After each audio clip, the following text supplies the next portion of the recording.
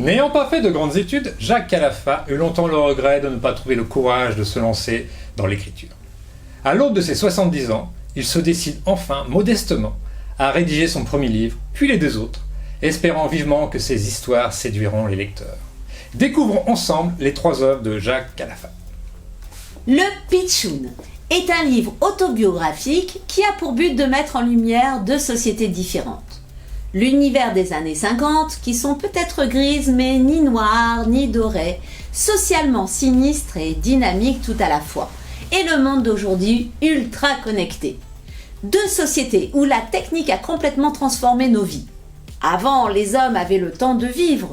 Aujourd'hui, il faut aller toujours plus vite. Jacques Calafa nous présente ici dans Blagues populaires des petites histoires marrantes récoltées tout au long d'une vie. Elles voyagent de bouche à oreille au gré des voix du peuple et de pays en pays.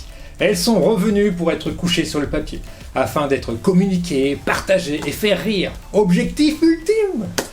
Avec l'envie de donner de la légèreté, de la joie, des blagues dans l'espoir d'un renouveau collectif.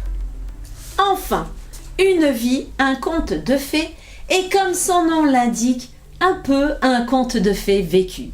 C'est l'histoire d'une grande dame qui, du haut de ses 93 ans, nous donne une leçon de courage et de persévérance. Née au Vietnam, issue d'une famille pauvre, elle sera vite orpheline.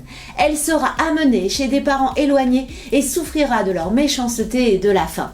Elle connaîtra la guerre, mais enfin sa vie basculera comme dans un rêve. Elle possédera l'argent, la puissance et surtout l'amour. Cette grande dame a su garder toute son humilité malgré sa richesse. C'est notre mamie! Retrouvez le Pitchoun, les blagues populaires et Une vie, un conte de fées de Jacques Calafa aux éditions Sidney Laurent.